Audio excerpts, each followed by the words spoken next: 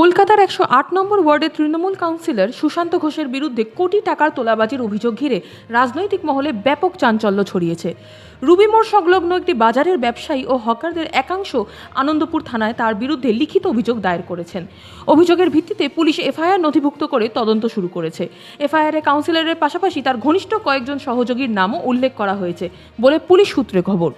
এফআইআরে কাউন্সিলরের পাশাপাশি তার ঘনিষ্ঠ কয়েকজন সহযোগীর নামও উল্লেখ করা হয়েছে বলে পুলিশ সূত্রের খবর।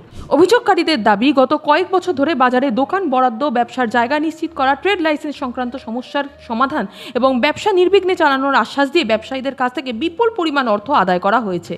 অভিযোগ অনুযায়ী ১৩০-এরও বেশি ব্যবসায়ী ও হকারদের কাছ থেকে বিভিন্ন সময় টাকা নেওয়া হয়েছে। সব মিলিয়ে আদায় করা অর্থের পরিমাণ ২ থেকে ৩ কোটি টাকার মধ্যে হতে পারে বলে অভিযোগকারীদের দাবি। ব্যবসায়ীদের একাংশের বক্তব্য, বাজারে স্থায়ীভাবে ব্যবসা করার সুযোগ বা দোকান পাওয়ার আশায় তারা টাকা দিয়েছিলেন, কিন্তু অনেক ক্ষেত্রেই প্রতিশ্রুতি পূরণ হয়নি। কেউ দোকান পাননি, কেউ বা ব্যবসা চালানোর ক্ষেত্রে প্রত্যাশিত সুবিধা পাননি। অভিযোগ, দীর্ঘদিন ধরে বিষয়টি নিয়ে ক্ষোভ থাকলেও প্রভাবশালী ব্যক্তিদের বিরুদ্ধে সরাসরি মুখ খোলার সাহস পাননি অনেককেই। পরে একাধিক ব্যবসায়ী একজোট হয়ে পুলিশের কাছে অভিযোগ জানানোর সিদ্ধান্ত নেন। পুলিশ সূত্রে জানা গিয়েছে, অভিযোগের ভিত্তিতে প্রাথমিক তদন্ত শুরু হয়েছে। অভিযোগকারীদের বয়ান রেকর্ড করা হচ্ছে এবং আর্থিক লেনদেন সংক্রান্ত তথ্য ও নথিপত্র খতিয়ে দেখা হচ্ছে। তদন্তকারীরা অভিযোগে উল্লেখিত ব্যক্তিদের ভূমিকা সম্পর্কেও তথ্য সংগ্রহ করছেন। প্রয়োজনে আরও কয়েকজনকে জিজ্ঞাসাবাদের জন্য ডাকা হতে পারে।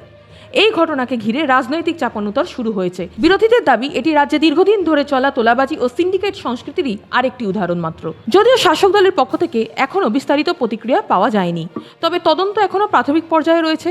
অভিযোগকারীদের দাবি এবং এফআইআরে উল্লিখিত তথ্যের ভিত্তিতে তদন্ত চলছে। আদালতে অভিযোগ প্রমাণিত না হওয়া পর্যন্ত সুশান্ত ঘোষ বা অন্য কারোর বিরুদ্ধে ওঠা অভিযোগকে প্রতিষ্ঠিত সত্য হিসেবে দেখা যাবে না বলে মনে করিয়ে দিয়েছেন আইন বিশেষজ্ঞের একাংশ।